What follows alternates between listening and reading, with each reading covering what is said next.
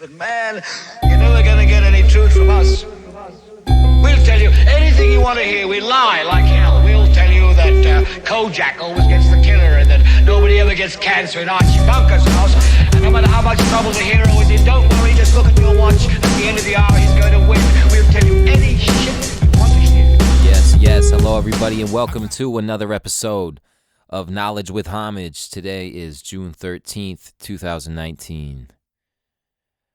I'd like to just thank you again for tuning in. I'd like to thank everybody who's reached out to me to say they listen to these things and that they like it and all that. I really appreciate that shit, man. If you're listening out there, let me know about it. You know, I appreciate that. But if not, it's cool. Just keep on listening. Tell your friends, do your thing, or do whatever you want. So I'm gonna keep doing these things regardless. But it's a very important day, I think, today in world history. Every day is an important day if you really think about it, but today in particular, something pretty crazy happened.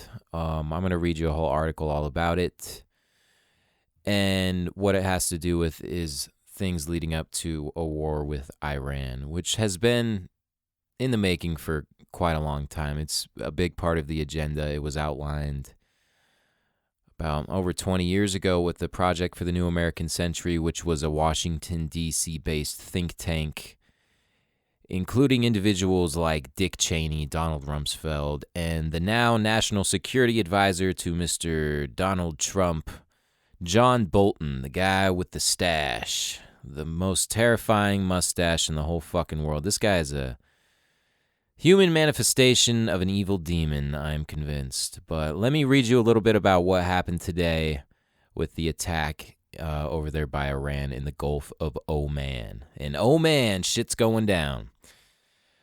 So the headline is, and this happened today, this morning on June 13th, 2019. Obviously, it's in a different time zone, but it happened early in the morning.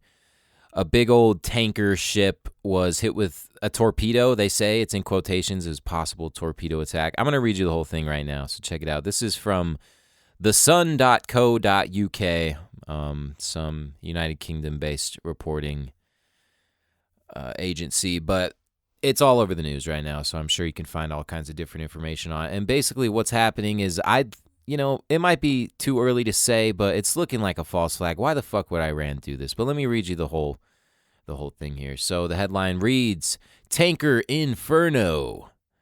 Gulf of Oman attack. U.S. says Iran is behind torpedo attack on American-linked oil tanker and bombing of second ship. So there were two big old oil tankers hit with these torpedoes.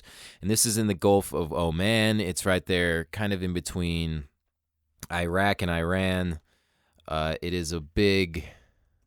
Hold on, I'm going to pull up a map right here so I have a better idea of the exact geography of it.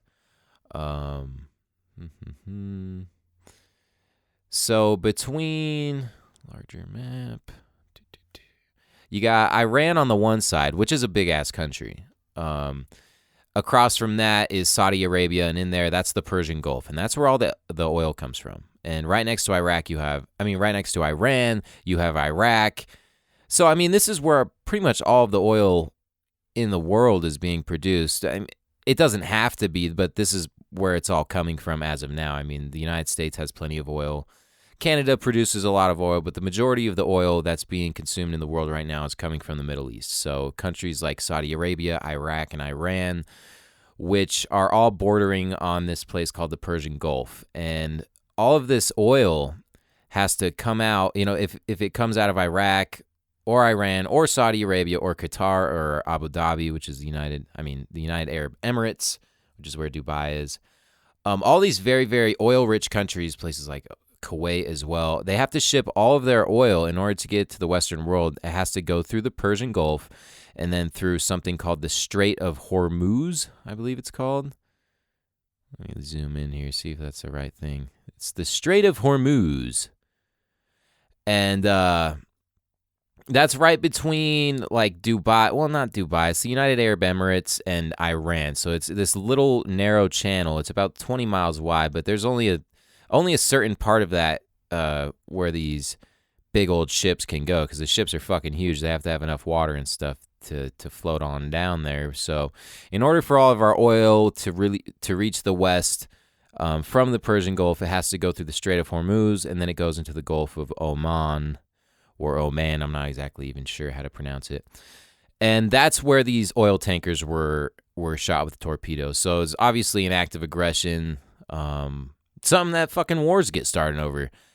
And it just doesn't make any sense, because Iran keeps saying they don't want a war. I mean, they've been saying that for years and years, but America is just really pressing down on them. We got all of our bases and shit. We got bases in Saudi Arabia, in Kuwait, in Iraq, in Afghanistan. So, but we're surrounding them on all sides.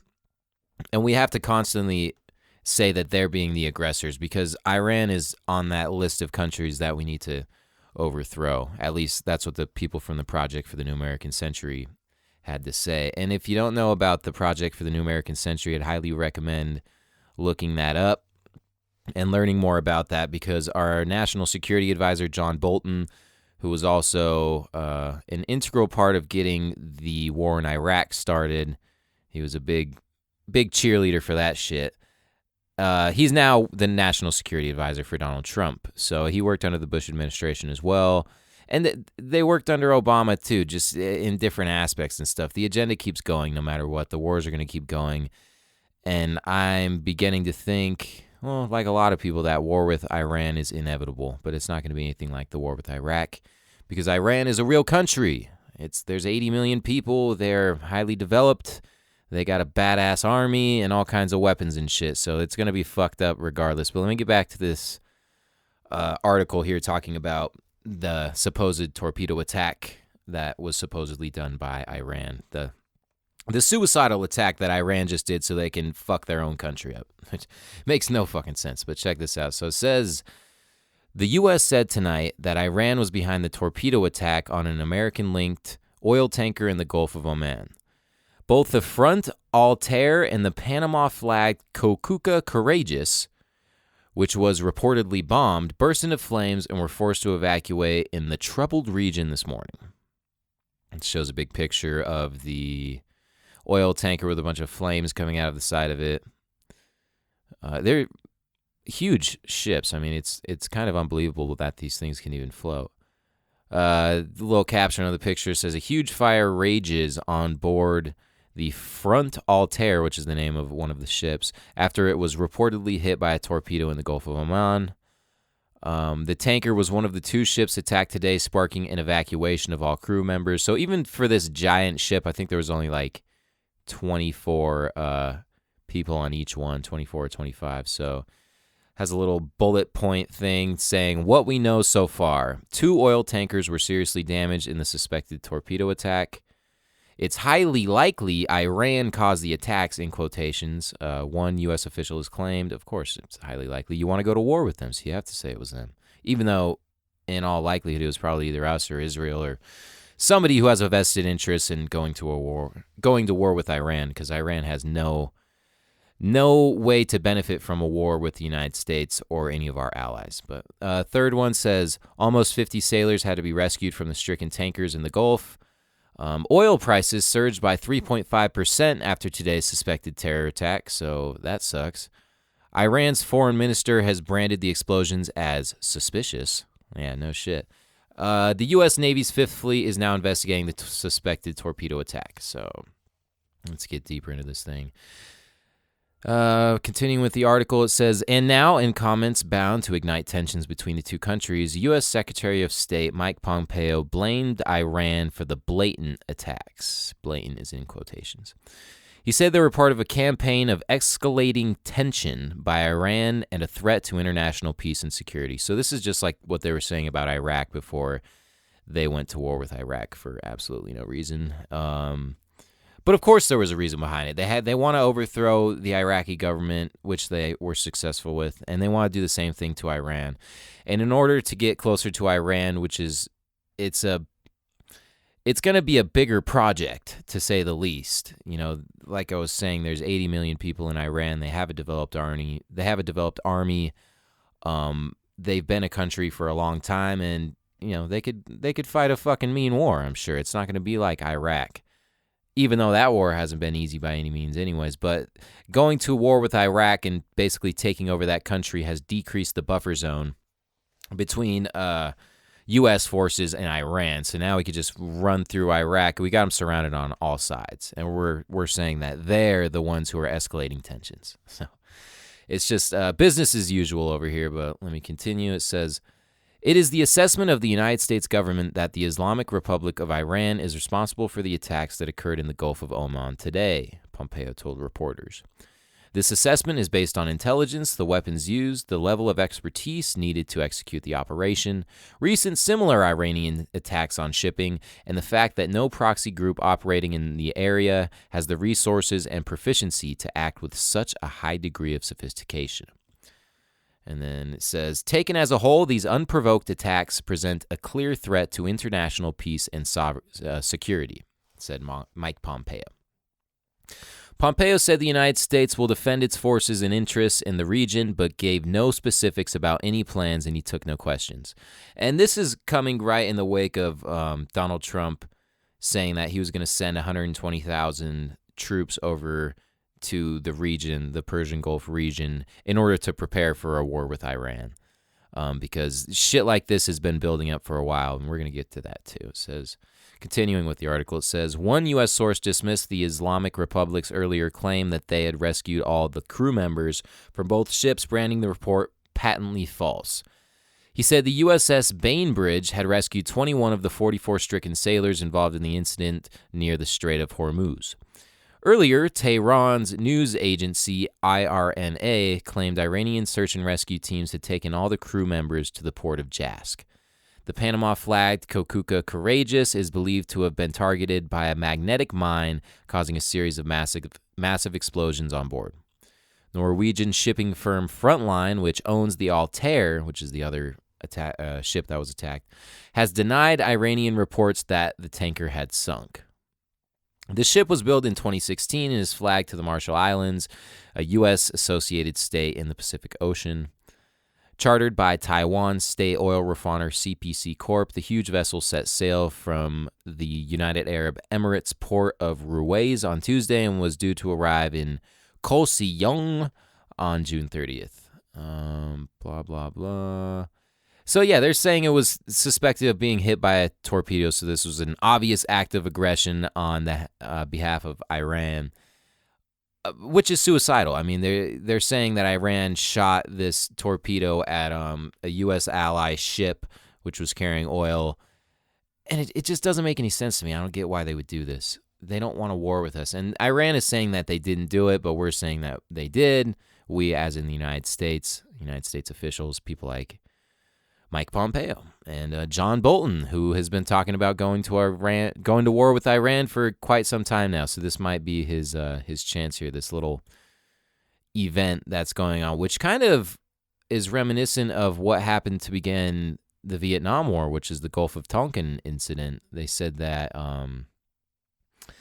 the Vietnamese sunk an American ship. I don't know if it was a military ship or what, or a civilian ship. I think it was military. But that came out as being a false flag event. The whole Gulf of Tonkin incident was actually done by the United States to itself in order to justify the Vietnam War, which was a total disaster for both parties involved as well, as the war with Iran will be. But that shit doesn't matter when there's an agenda involved. These things are going to keep happening until this war goes down.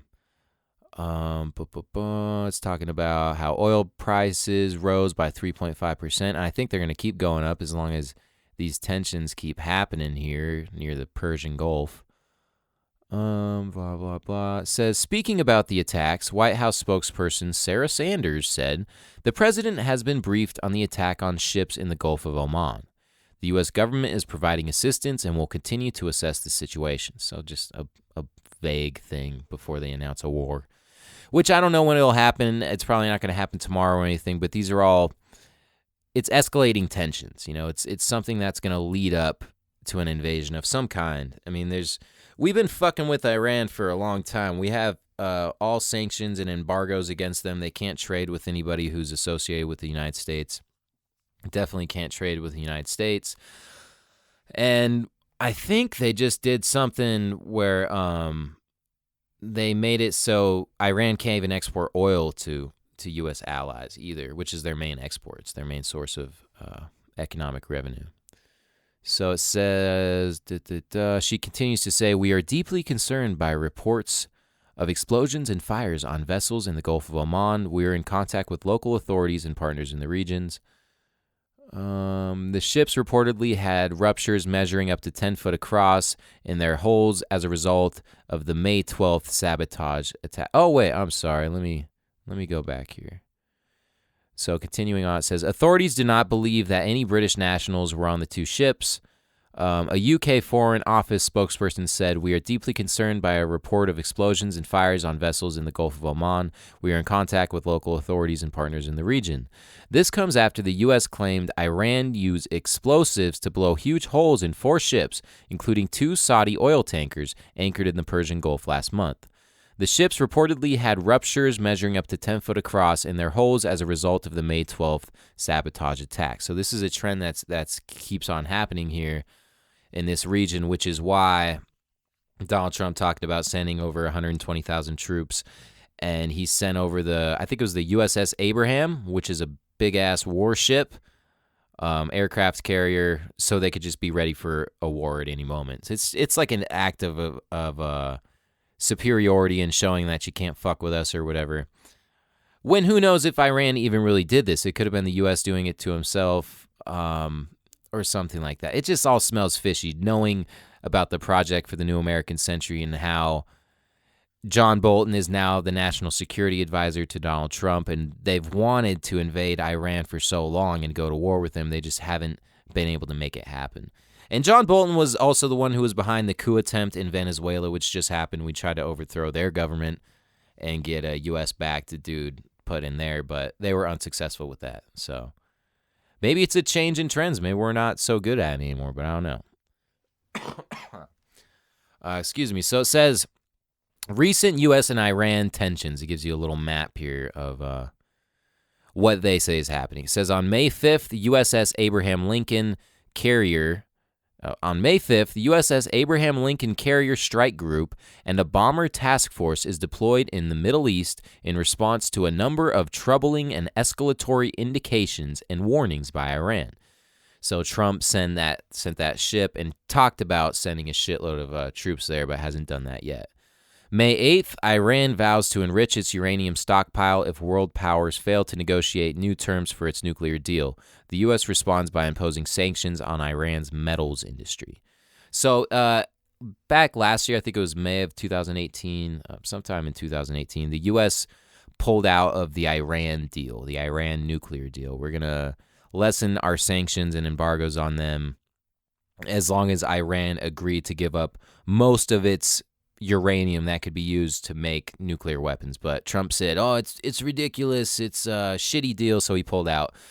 And ever since then, like shit kind of hit the fan, and it's looking like a war might happen, which they want. May 10th, the U.S. says it will move a Patriot missile battery into the Middle East to counter threats from Iran. May 24th, President Trump says the U.S. will bolster its military presence in the Middle East with an additional 1,500 troops. I don't know what's up with that, because I heard them say something about 120,000 troops. And you could look that up and see people on MSNBC were talking about that. Anyways, and that says, I'm jumping back and forth here, or maybe they just, and then it jumps to May 12th, from May 24th to May 12th. I don't know why they did this. The UAE says 4 commercial ships off its eastern coast were subjected to sabotage operations just hours after Iranian and Lebanese media outlets air false reports of explosions at a nearby Emirati port. So, shows more pictures of the burning ship. Very dramatic. Shit's going down. We're going to have to kill everybody in Iran apparently now. And it says 2 tankers, all you need to know. Another nice little bullet point presentation. Front Altair was built in 2016 and is flagged to the Marshall Islands. It's owned by Norwegian company Frontline and is operated by Dubai-based International Tanker Management. The ship was carrying 75,000 tons of naphtha, a petrochemical product worth $30 million when it was attacked. It was carrying 23 crew members who were all rescued. That's kind of crazy to me that it only takes 23 people to man this whole entire gigantic ship. The vessel can carry up to 62,849 tons of cargo. It weighs a staggering 109,000 tons. And then it talks about Kokuka Courageous, which is the other ship. It was built in 2010. It was flagged to Panama. It's owned by a Japanese firm named Kokugo Seingyo and is operated by BSM Ship Management. It was carrying 25,000 tons of methanol when it was attacked, and there were 21 sailors on board who were all rescued, and only one suffered minor injuries. So it says they were targeted near the port of Fujairah in the United Arab Emirates, with one of the tankers due to be loaded with Saudi crude oil bound for the U.S. Blah, blah. And then it goes into the history of the U.S. and Iran, but just the history that will lend credibility to going to war with Iran, because like I was saying before, that is the ultimate goal. So let's go through this. This is actually pretty interesting. U.S. and Iran, a troubled history. Before the 1979 Iranian Revolution, Iran was one of America's biggest allies in the Middle East and was led by the U.S.-backed Mohammad Reza Shah Pahlavi. However, since the seismic revolt, notice the words they use there, seismic revolt, seismic as in earth-shaking, like an earthquake is a seismic event. However, since the seismic revolt, Iran has been led by murderous Islamic fundamentalists, and tensions with Washington have remained ever since. So notice the inflammatory language they use there. Murderous Islamic fundamentalists. So basically saying everybody in the government of Iran is a fucking terrorist. They're all Osama bin Laden, because we've been trained to be so weary of Islamic extremists and murderous Islamic fundamentalists, which is basically synonymous with Islamic extremists, which is synonymous with terrorists, which means they want everyone in America to die, which is telling us that we should go to war with them. So all the news people are on board. Like, the people who are writing these articles know which side they have to lean towards. And they got to make Iran look like the bad guy. So that's what they're doing here. So Iran has been led by murderous Islamic fundamentalists. Really? What about who's running the United States and Britain and these countries that are just fucking shit up across the world and starting the war on terror and killing millions of people, in addition to everybody they blew up in the World Trade Center attacks, because that was obviously an inside job. And then they used that as justification to invade Afghanistan and Iraq, do bombings in Pakistan, Syria, fucking all kinds of countries, man. They're just fucking shit up. They also overthrew Libya. And these were all countries that were on that list of countries that they want to fuck up for the project of the new American century. But Iran is the bad guy. It doesn't... George Bush is cool. Obama's cool. Trump's cool. Who cares about the thousands and thousands and of hundreds of thousands of innocent people that they're fucking killing, women, children, kids? That doesn't matter. Iran's the bad guy. Anyways, on November 4th, 1979, the Iranian regime took 52 U.S. diplomats hostage in response to President Carter's administration allowing Iran's deposed former leader into the Americas. So that was the Iranian hostage scandal. And I believe there was something, too, called the Iran-Contra affair, which is worth looking into. I'm not going to get into it now because I'm not very knowledgeable on it, but that's some crazy shit, too. The hostage crisis lasted for 444 days. That's a weird number. And also included a failed rescue mission which cost the lives of 8 U.S. soldiers. In April 1980, the U.S. ended diplomatic relations with Iran, a break which lasted more than 30 years. In April 1983, Washington blamed the Iranian-funded terror group Hezbollah for carrying out a bombing attack on the American embassy in Beirut, Lebanon. The assault, carried out amid a brutal civil war in Lebanon, killed 17 Americans. In November of that year, 2 truck bombs in Beirut killed 241 U.S. peacekeepers. The U.S. again blamed Hezbollah for the incident.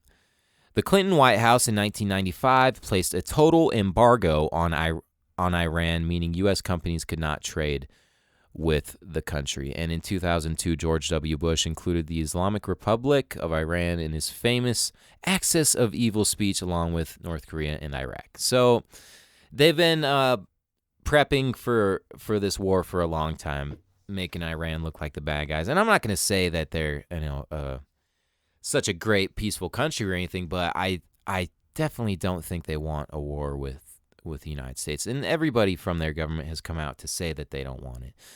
And I think what it has to really do with is more like the banking system that wants to control the entire world.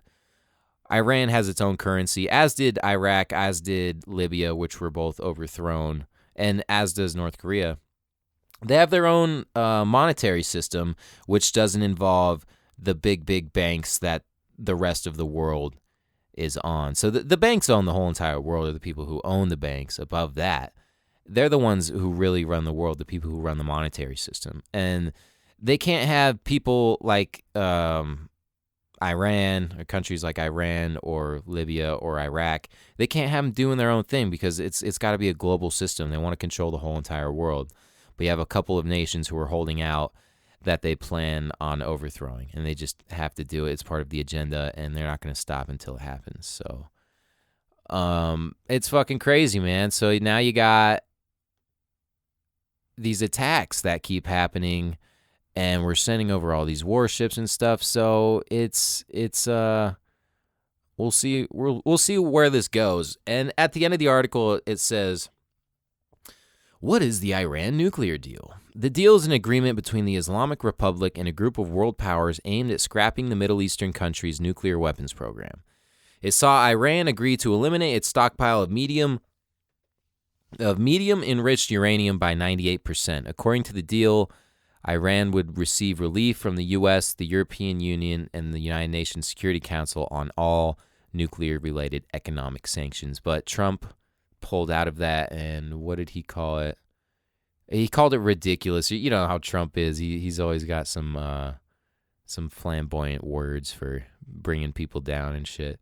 So, I mean, this is just a kind of a crazy thing, and this might be kind of a boring, bland subject, but it could be leading up to something that's very big. Like I said, because we got John Bolton in there, who's a neocon from the Project for the New American Century, as was Donald Rumsfeld and Dick Cheney, all these high-level Bush administration people who used 9/11 as justification to start the war on terror, which is never going to end either, and which many people have fucking died from, and yet there's kids still signing up to fight this pointless war. I don't understand it. I really don't. It's fucking crazy, man, to see this shit all happening, and I don't know. You really got to look into this stuff. So I got another thing I want to read to you and talk about, and this is about John Bolton. And this is from it's like a truth website, and this was published on March 24th, 2018. This is truthout.org. So you're going to see the way this dude writes. He doesn't like John Bolton. And look at a picture of this guy. He's a fucking creep, man. I want to slap the shit out of him. Started all these wars, killed hundreds of thousands of people, and he's just a douchebag, pasty white dude with a fucking very suspect mustache. And that's coming from a guy who has a pretty suspect mustache myself. But this motherfucker is looking very rapey and very fucking weird and is just a warmonger. He just wants to fuck people up. So I'm going to read this article to you as well. It says, The Last Person in the Room, John Bolton, PNAC, and the End of the World. This was written by William Rivers Pitt for truthout.org, published on March 24th, 2018. John Bolton is now the National Security Advisor. Helter Skelter, baby. That was Charles P. Pierce. Helter Skelter being a reference to the Manson murders, which referred to a Beatles song, Helter Skelter, and then the Manson murders were supposed to start some race war in America, and that's what Helter Skelter was. It was painted with Sharon Tate's blood on the wall, right? I don't know if you guys know your Manson history, but that's where that comes from. It says, of all the gin joints in all the towns in all the world, he walks into mine. A long time ago, I did some of the first reporting on a far-right think tank called the Project for the New American Century, or PNAC, an offspring of the American Enterprise Institute. PNAC was considered by most Republicans at the time to be little more than a factory for daft, dangerous foreign policy ideas. Few members of the PNAC were taken seriously within government circles, but they kept busy regardless. During the Clinton administration, they smuggled up to an Iraqi expat named Ahmed Chalabi, who was convicted of bank fraud before offering himself to PNAC signatory Donald Rumsfeld as the perfect replacement for Saddam Hussein. All they needed was a war. A funny thing happened to PNAC, the country, and the world when the millennium turned. A funny thing happened to PNAC, the country, and the world when the millennium turned. All those Y2K fears about melting computers and airplanes falling from the sky were never realized. Nevertheless, the world as we know it ended on the evening of December 12, 2000, when the Supreme Court gave the executive branch to George W. Bush and Dick Cheney. Like as not, Bush had never heard of PNAC. Cheney was a charter member. I don't understand that sentence. Maybe I read it wrong. But what it was saying before the day the world ended, obviously they're being pretty dramatic, but they're talking about the Supreme Court decision where they said that George W. Bush won the election and not Al Gore, because it was like a really close race. And what it came down to, I believe, at the end, where they decided who was president was the vote counts in Florida, where Jeb Bush was governor. So George Bush's brother, Jeb Bush, was governor of Florida, and then like the deciding count of electoral college votes came down to Florida. And, of course, George Bush won because he had to have won because this shit was all planned out. But Al Gore is part of the fucking game, too, and shit. Like, they're all in on it, and you don't get to that position. You don't get to run for president unless you're playing along and doing your part of the agenda, because the agenda is going to go on nevertheless, no matter what. And these politicians are just like actors and puppets that you get to point fingers at and throw tomatoes at and blame them for what's happening when really there's a shadow, invisible government working behind them who are really controlling them and telling them what to do. People like this guy John Bolton, but even him, these people in the public eye, I don't think they're the ones really ruling the world, but they are doing some crazy fucking shit. So let me continue. The world ended, and after September 11th, the new Pearl Harbor, envisioned in rebuilding America's defenses, PNAC's blueprint for world domination, the world was born again in the fires of shock and awe. From top to bottom, the White House was staffed with PNAC ideologues who envisioned total war in the Middle East, regime change from Beirut to Cairo to Karachi to Riyadh.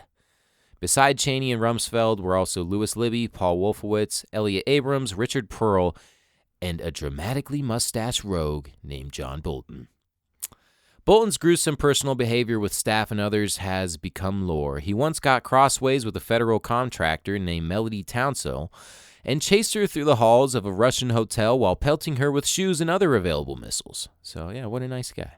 Over the next several days, he talked Townsell around the hotel, shouting threats and shoving threatening letters under her door.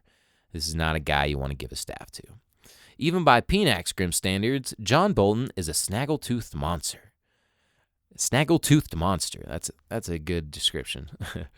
The people who agree with him are still freaked out by him because he is a ball of terrifying war hubris made flesh. Yet somehow he keeps landing jobs within walking distance of the Oval Office.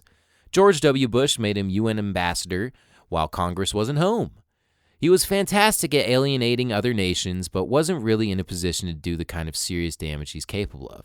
However, that damage was done in triplicate when Bolton served as Undersecretary for Arms Control, essentially the government's point person for weapons of mass destruction. In this capacity, Bolton became the dream weaver for the Iraq War, the loudest advocate for false intelligence on Iraq's weapons capabilities, and he did not hesitate to bulldoze any lower-level staffers who disagreed.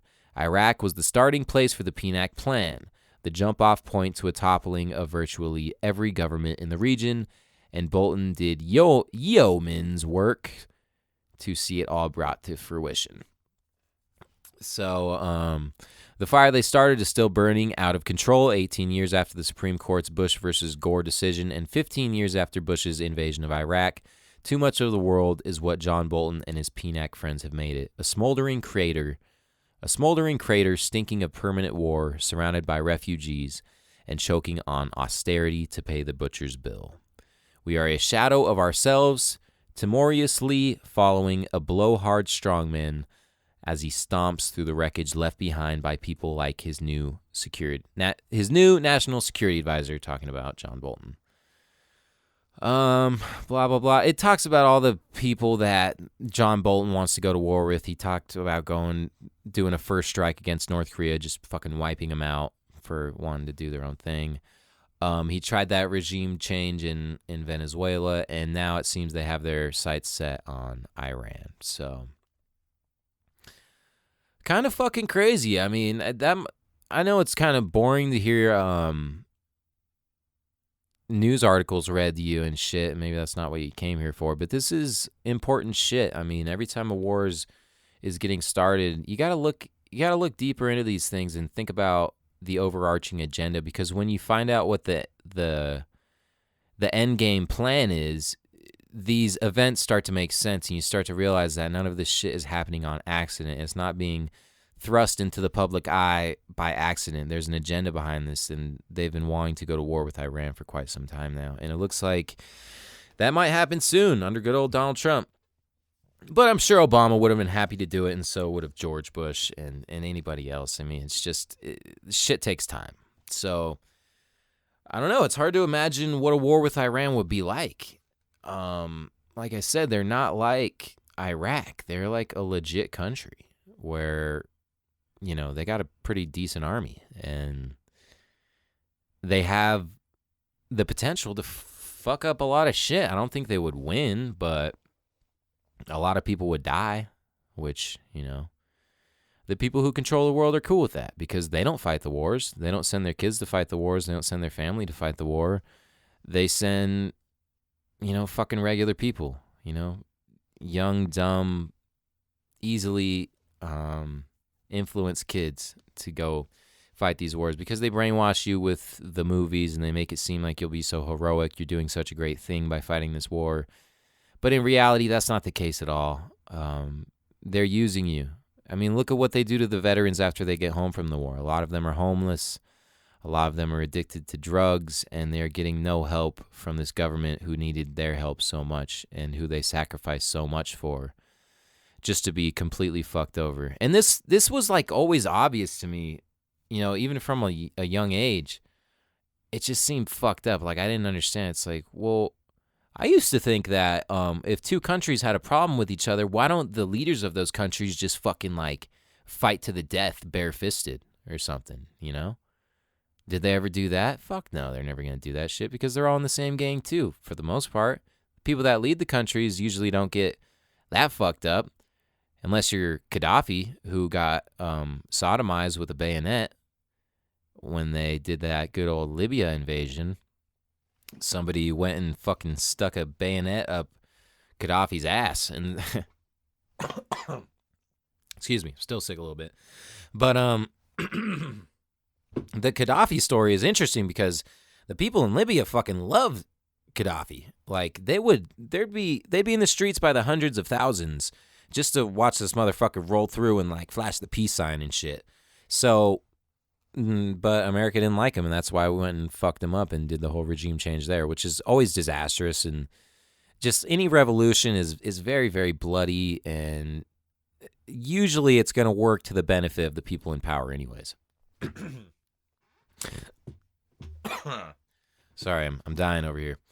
But yeah, very seldom does a regime change or a revolution work for the benefit of the people. It's always just a different form of government ran by the same people for the same purposes, just under a different name. And that goes back through history. I mean, shit's been happening a long time, since the French Revolution and countless ones after that.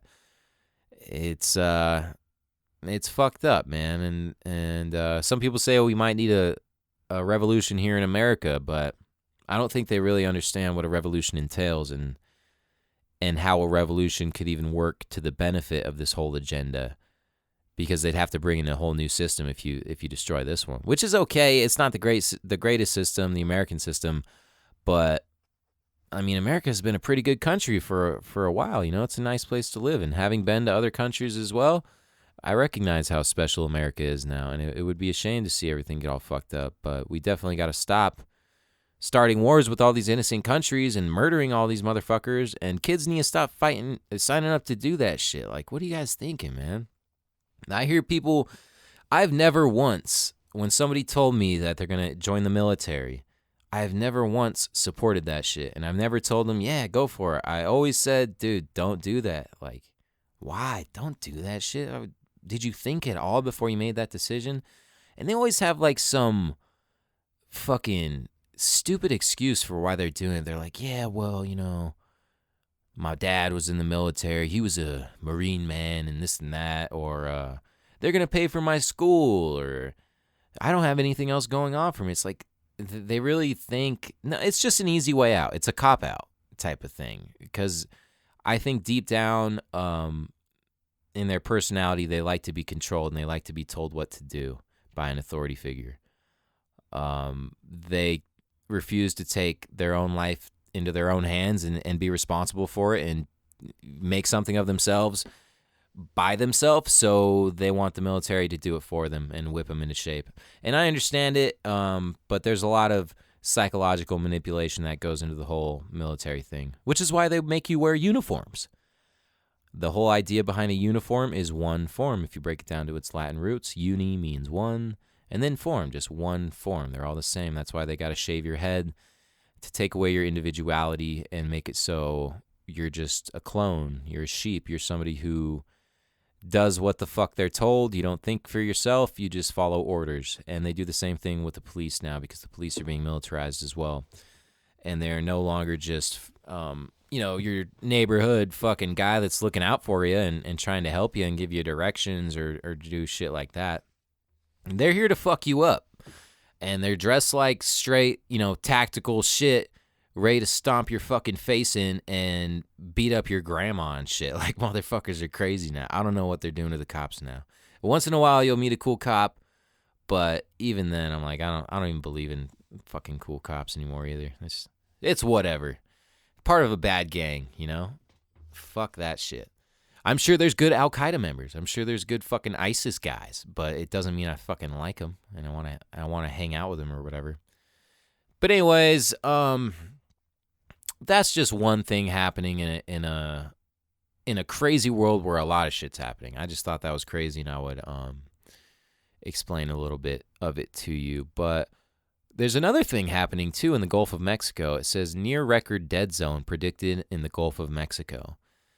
The low oxygen or hypoxic area is likely to cover about 7,800 square miles, roughly the size of Massachusetts. There's been a lot of flooding over there in the Midwest lately. And then all the toxins and the bad shit from your cars, the oil, the gasoline, fertilizer from the farms, manure, dead animals, all this shit's getting washed into the Mississippi River basin. It's like one big fucking funnel, and all that stuff goes in, like basically everything from the East Coast to like the, I don't know, Colorado, like Montana area. It all washes into the Mississippi River and rivers around it, but it's like one big basin. It's like a funnel, and then it all dumps out of southern Louisiana. So all of these bad chemicals and toxins and shit are all getting washed into the Mississippi River, and then it's getting just pushed into the fucking Gulf of Mexico. And there's no oxygen or anything there for the little sea critters, so nothing can survive there. But that was my very non-scientific explanation. I'll read this article too. We're gonna get real fucking boring today. It says, this is going from NBC DFW. This is Texas news from around the state of Texas.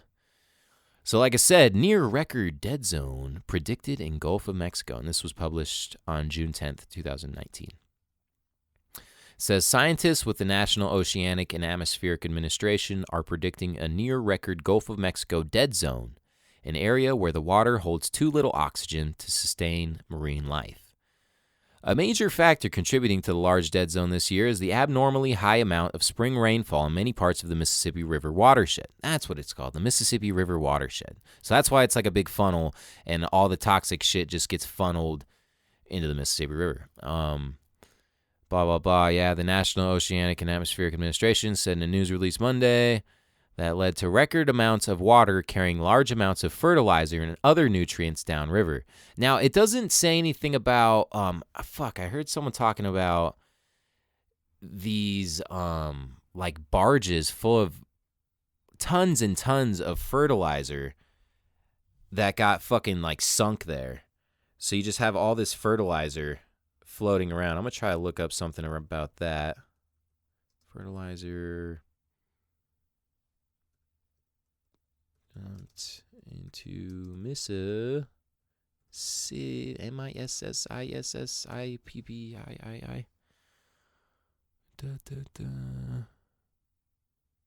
Meat company dumps more.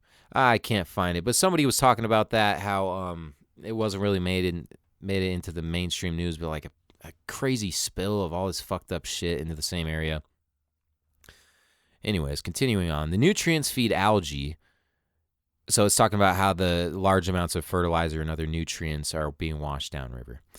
The nutrients feed algae, which die and then decompose on the seafloor, using up oxygen from the bottom in an area along the coast of Louisiana and Texas. The low oxygen or hypoxic area is likely to cover about 7,800 square miles, roughly the size of Slovenia or all the land in Massachusetts. A Louisiana-based team has estimated the dead zone will be 8,700 square miles.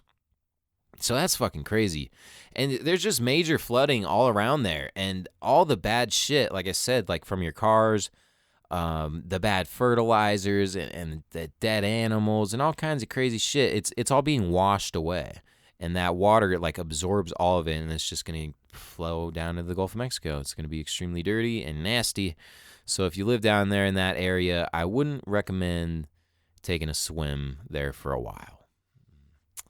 Kind of fucked up. It says, look, they even have records for big dead zones. It says the record set in 2017 is 8,776 square miles for a dead zone. So at least we're breaking records and shit. That's cool. Scientists had said earlier that widespread flooding made a large dead zone likely this year. So apparently it hasn't happened just yet, but it's like in the process of happening. Which is just fucking crazy. It says a task force of federal, tribal, and state agencies from 12 of the 31 states that make up the Mississippi River watershed set a goal nearly 2 decades ago of reducing the dead zone from an average of about 5,800 square miles to an average of 1,900. While this year's zone will be larger than usual because of the flooding, the long-term trend is still not changing. University of Michigan aquatic ecologist Dawn Scabia, professor emeritus at the School for Environment and Sustainability, said in a news release. The bottom line is that we will never reach the dead zone reduction target of 1,900 square miles until more serious actions are taken to reduce the loss of Midwest fertilizers into the Mississippi River system. And the real bad fertilizer thing is, what the fuck is it called? It's the shit that Monsanto made. And it's like the main cancer-causing agent, and it's just glyphosate, I think it's called. Glyphosate. Sounds something like that. And made by Monsanto, your friendly neighborhood, fucking deadly chemical murder everyone dude who made the, what else do they make? That stuff they sprayed on Vietnam to burn up all the foliage that gave all the soldiers a bunch of diseases and their kids and shit. Yeah, they made that stuff, so that's nice. And now they're poisoning the oceans. Not to mention all of the chemtrails they're spraying with God knows what, smart dusts, Morgellons, engineered biologicals. It's all part of the agenda, controlling the weather, fucking everything up, starting wars, destroying the family unit. I don't know. Fuck, man. I wish I had like more better news to reveal to you. But this is important things, and it's interesting nonetheless. And props to you if you're one of the few people who can objectively look at this and not get all emotional, because you're the type of person it takes in order to get this information out there so people know about it. Because it's important to know about it, but not everybody is mentally capable of handling the implications that comes with revealing this sort of knowledge. A lot of people are going to want to look the other direction or only pay attention to the happy news, and I don't understand that, but, do your thing. So another thing I want to talk about a little bit is 5G. I have this article here from 2017, and we're right on the verge of the 5G thing. It's already being implemented in some places. The disastrous health effects are well documented, but nonetheless, it's going to happen because it has to do with the Internet of Things and kind of getting all technology under one roof where you basically know what everyone's doing all the time because you're always sending out a signal. They want to cover the whole world in this smart dust shit where they're like little transponders and nanosensors on the nanoscale, just like the chemtrails are, which they're already being sprayed out in the chemtrails, this smart dust and nano dust. And basically they're just little sensors, little transponders that could tell you everything that's going on. If the whole world's covered in this shit, the whole world's like a giant computer and it's just sending signals everywhere. But I don't know. That's a topic for another day, I guess. Let me read to you this article and kind of give you a little background on what 5G is. And this is through Business Insider. I'm sure they're going to be on the stance that 5G is a good thing and not talk about the bad health effects or anything, but just to give you an idea behind it. It says, fifth generation mobile networks, 5G for short, will be able to transmit data about 10 times faster than 4G LTE, the current standard, according to Ericsson's annual mobility report. Now, that's how they're going to sell it to you. They're going to say, your download times are going to be so much faster. So, who cares that it's going to give you cancer or whatever disease? You're going to be able to download your movies way faster. And, who even knows? And they're not going to say that it's going to be 10 times more expensive, which it is going to be more expensive. And they always aim on the high end. They always say it's going to do more than it actually will. It says that could revolutionize the IoT, which is the abbreviation for the Internet of Things, which a lot of people still don't even know about, which is kind of crazy. It's a big deal, but they're not really talking about it that much. That could revolutionize the IoT, and although it will take time to roll out, it's already being embraced by hardware makers and telecoms thanks to a March decision by 3GPP, an association of telecoms, to approve faster initial 5G standardization. That means adoption will come in the next few years. Ericsson projects that 5G will reach about 15% of the world's population by 2022. So they're rushing this shit out. They don't want people to do the testing that is required to see if it's even safe. They just want to put it on the world because they want to keep the whole world under tabs. It's all about data collection, knowing what everyone is doing at all times and being all integrated into one network where you could do some fucking crazy shit with this shit. Continuing on, Ericsson expects 5G to first be deployed in major metropolitan areas. That makes sense because people in the biggest cities seem to be the most brainwashed anyways. So IoT applications, it'll be first used to connect probably will be smart city solutions like connected streetlights and traffic lights. But 5G eventually will connect everything from smart home devices to self-driving cars and robotics. Faster data transmission could simplify connected device management, which means 5G could lead to significant growth in the Internet of Things. Here's how. Another little bullet point thing. Latency in cellular networks limits many IoT applications. Right now, many IoT solutions use cellular networks like 4G LTE to connect to the cloud, but the devices in these solutions produce so much data that's hard to process quickly. That creates high latency, the amount of time between when data is sent from a connected device to when it returns to the same device, which in turn limits IoT solutions' effectiveness. 5G could solve that, leading to increased efficiency and the potential more connected devices. Since 5G is able to transmit data drastically faster, companies could deploy more connected devices without fear of an overcrowded network exacerbating Fuck, I suck. I'm just going to restart. Since 5G is able to transmit data drastically faster, companies could deploy more connected devices without fear of an overcrowded network exacerbating existing latency issues. That's a typo, you dumb fuck, said Business Insider. That'll gives the overall number of connected devices deployed a boost right after 5G arrives, which is in line with Intelligence's estimate that 22.5 billion IoT devices will be installed globally in 2021, up from 16 billion the year before. So, yeah, give me a minute, please. That's my brother asking me to get the mail. Anyway, so it says 22.5 billion IoT devices will be installed globally in 2021. That's a lot of fucking things. 22.5 billion. So, man, they want everything to be in this Internet of Things, everything integrated into one network. The Internet of Things is disrupting businesses, governments, and consumers and transforming how they interact with the world. Companies are going to spend almost $5 trillion on the IoT in the next 5 years, and the proliferation of connected devices and massive increase in data has started an analytical revolution.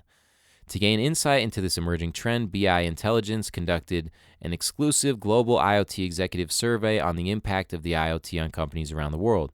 The study included over 500 respondents from a wide array of industries, including manufacturing, technology, and finance, with significant numbers of C-suite and director-level respondents.